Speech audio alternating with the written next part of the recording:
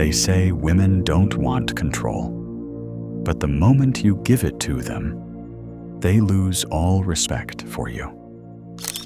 So here's the question. Why do women obey men who don't ask for obedience, but silently command it? You've probably seen it. One man bends over backwards for her, loves her deeply, tries to do everything right, and she walks away. Another man barely tries. He says less, holds more, sets the tone, and somehow she listens, she follows, she submits. It's not because he's cruel.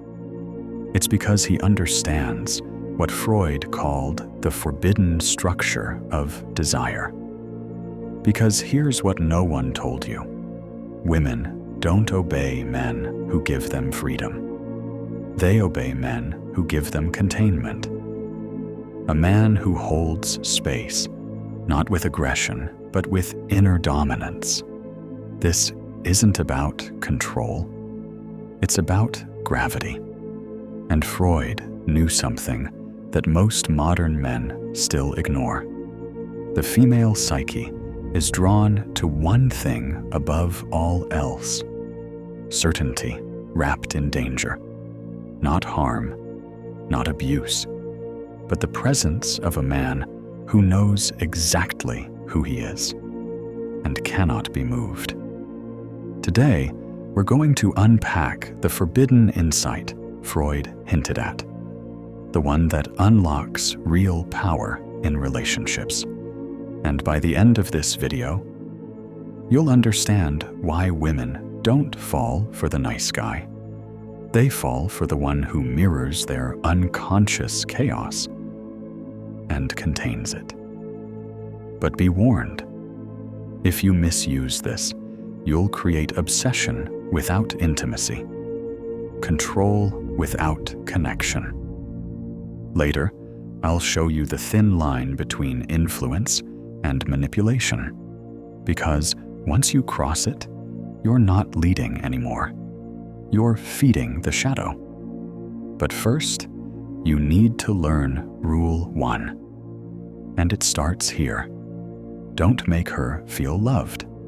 Make her feel held.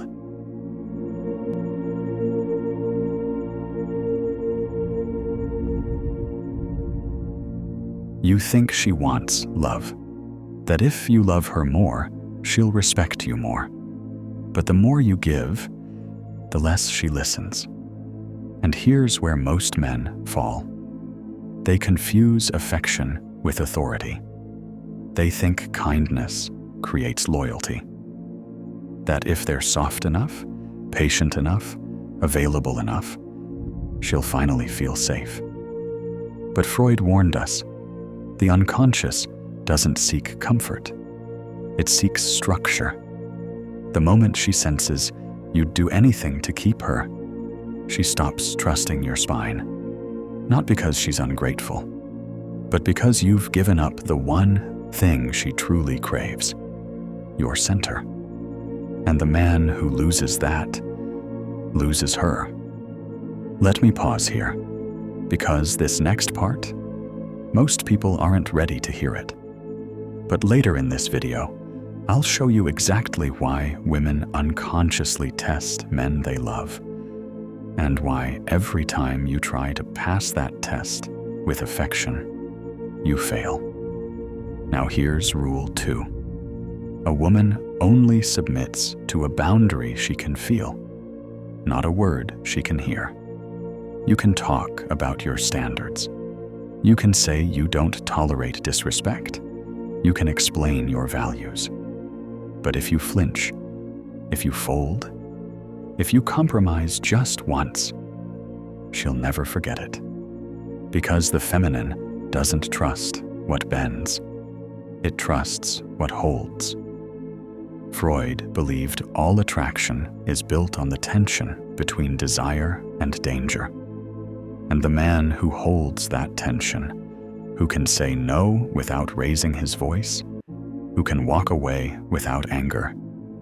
He becomes unforgettable, not because he's hard, but because he's immovable. Later, I'll reveal the psychological mechanism Freud called transference, and how women unknowingly project their inner chaos onto you.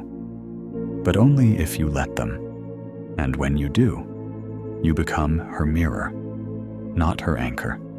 You become emotional, reactive, unsure, and she starts leading.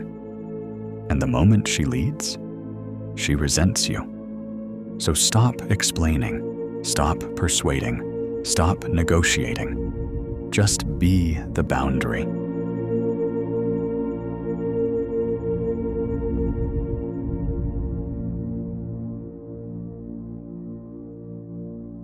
She obeys, not because you told her to, not because you raised your voice, not even because you said no.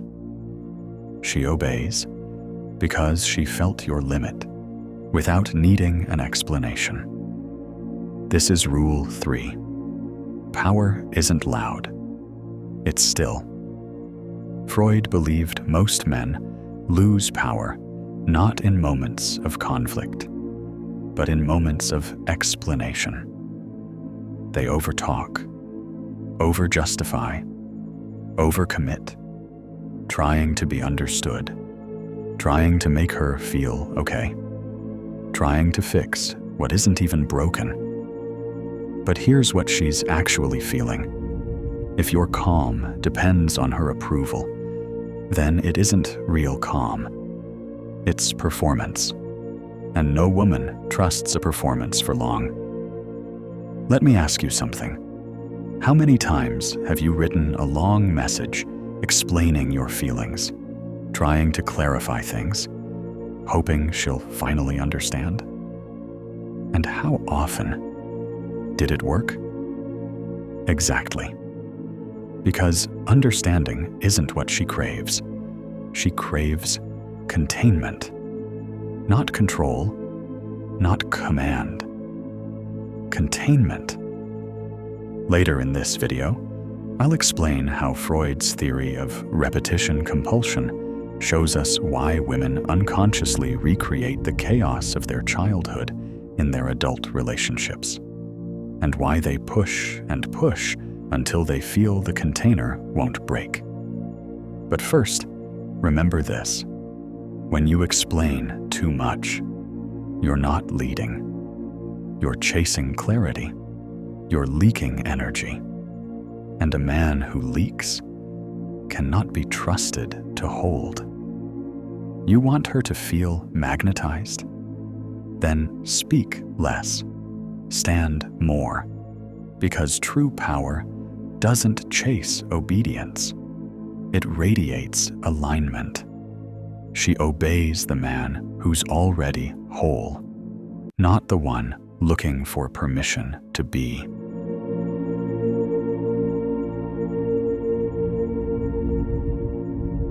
We're now entering the zone where men mistake emotional intensity for authority and pay the price silently. Most men destroy their own power by thinking emotion equals depth. That feeling, something intensely, makes it more meaningful, more attractive, more real. But that's not how power works. This is Rule 4. She won't obey the man who spirals. She follows the one who absorbs. There's a difference. You think showing her the storm inside you proves your authenticity. But all she sees is a man who's at war with himself. And if you can't hold your own emotions, how could you ever hold hers? Freud believed every man carries a repressed hunger, the need to be mothered emotionally, to be soothed, saved, softened. And when that hunger leaks into your relationships, you don't become her man, you become her boy. You cry, you collapse, you vent endlessly. You ask her to reassure you, hold you, fix you. And she might, for a while. But deep down, she begins to lose the one thing that pulled her in to begin with: respect. Later, I'll show you how Freud's work on the mother complex explains this exact shift. How unresolved maternal craving makes men emotionally regress in relationships and push women into roles they were never meant to play. But first, ask yourself something. Has your relationship ever started strong, but slowly morphed into something heavy?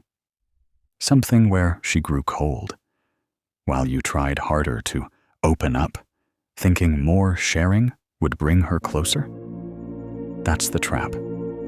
Because it's not more vulnerability she wants.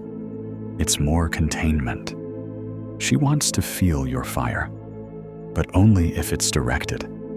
Only if you know how to burn without consuming her. You want to be powerful? Then feel your pain privately. Turn it into fuel.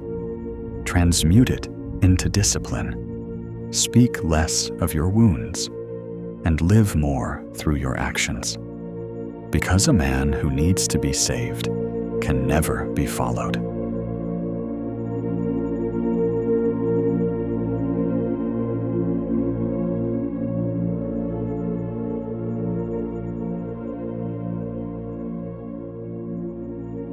Here's the final truth. You don't make her obsessed by chasing her. You make her obsessed by becoming a man she can never quite reach. Rule 5.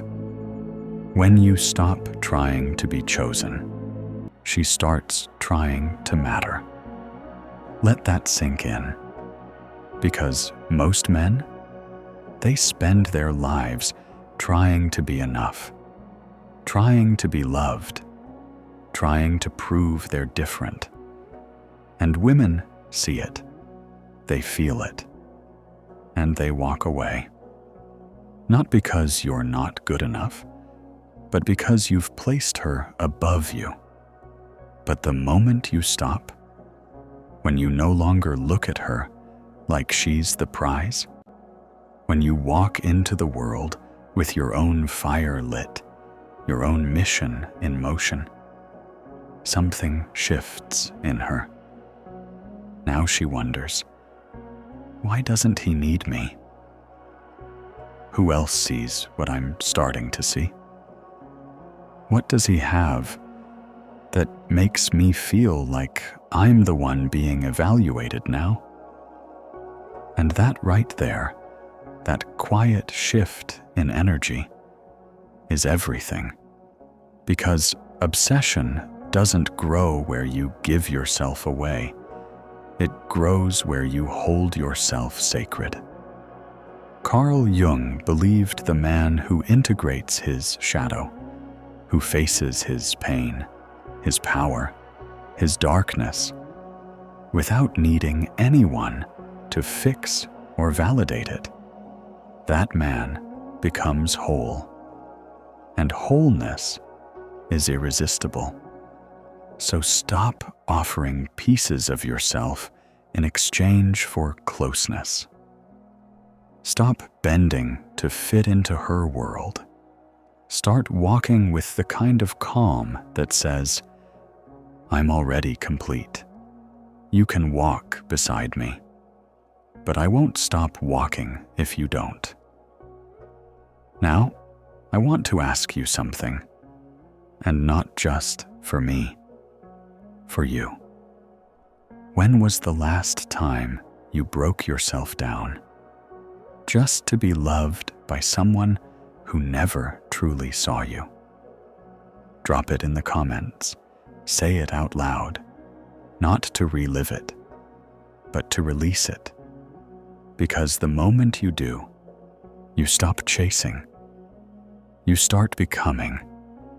And maybe, just maybe, she'll finally realize what she lost when you found yourself.